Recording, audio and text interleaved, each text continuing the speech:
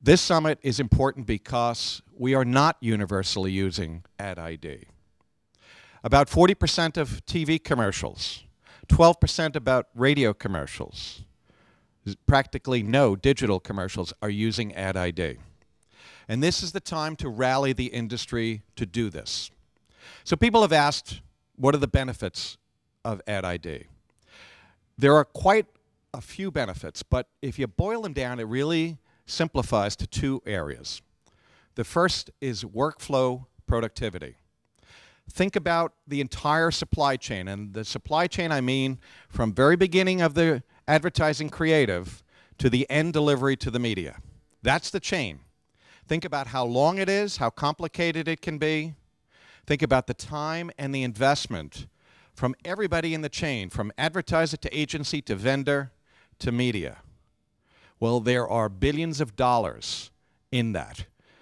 And by leveraging Ad ID, this simple code, it can save the entire industry anywhere from $1 to $3 billion. Over a decade, no mathematician, $10 to $30 billion. Very simply, why leave that money on the table when it can be shared by everybody? Why waste the time that it takes to be able to manage the supply chain without that? But we do. And we are foolish for not doing it. And what this is about is to rally the industry to be able to move in this direction. It's the UPC code. Think of the benefits of a UPC code and what it has done for all products and services. The second major benefit, and perhaps less obvious, is that it makes the measurement system far more robust. When you put a code, the same code, on every asset, the syndicated measurement companies have the ability to track it in a consistent fashion so that we have a reliable measurement process that's out there. The Nielsen's, the Comscores, the Arbitrons, those are the people that would make greater sense of what marketers are doing today so that we can make collectively better marketing decisions. Think about that value that's out there.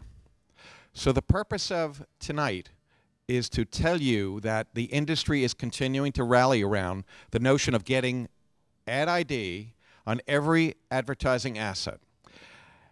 And the ANA board and the 4A's board, within the past couple of weeks, has unanimously voted that Ad ID will become the industry standard no later than January 2014. Agency people might be asking themselves, why do I care about this? I've got more important things to do, like try to handle my clients' budgets and getting squeezed by procurement and all of those things. The reason our board voted to do this, the reasons I should say, are pretty simple. Number one, the clients want it. Number two, it can save you money. Number three, it can save you people. If you think back to the old days when you used to get a job jacket that had a number on it, and that job jacket would follow a job all the way through the agency, imagine if you were assigning a code to the digital assets of any kind, whether they're a print ad or a television ad or an online piece of advertising, that could follow this piece of advertising wherever it goes. You know where it's run, you know how many times it's run, you know how many impressions it's had. That gives us an ability that we've never had before. Now, advertisers and agencies, in many instances, are using proprietary systems. This creates havoc in that workflow system, and it creates havoc for agencies in a number of ways. Imagine if you have 6 different clients with 6 different asset systems, and you have to teach people how to use each one of them, and they can't talk to each other. Now, also imagine if you're a client with 6 different agencies who have different asset systems, and those systems can't talk to each other. It's just futile. So there is an absolute imperative that we must adopt Ad ID as the industry standard, or we're going to continue to flounder. And by the way, agencies, it will save you money. There's no question about that, because a lot of what's happening right now is manual.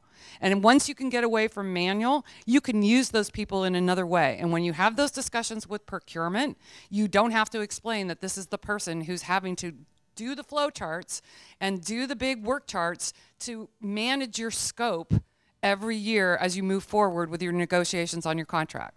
From ESPN's perspective, I think you all know our point of difference, we think, in the market and the way we sell and the way we do what we do is we are, we think the ultimate, multimedia brand. And sports is something that gets consumed in real time wherever people are, on every screen, in every environment we can possibly do.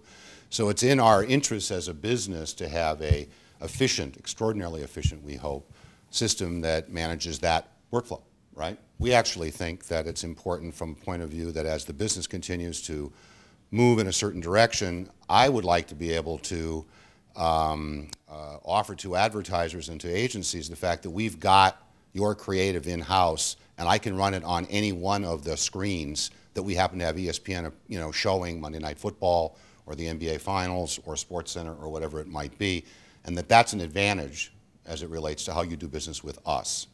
Today, we do put on all of our insertion order requests, all of our copy requests, Ad ID preferred. I was sold on it because my background is in production, but I'm in sourcing and procurement, so I'm really in the weeds. And so I know what every area of a marketer's world needs is information. Now I went in to sell it to more or less all of our marketing folks, and it really wasn't difficult to sell it to anyone because they understood what it could do for us because we're moving into digital asset management. We have a lot of agencies across all of our LOBs. We want that uniformity as well. It's a win-win for everyone, and I'm going to be a consistent voice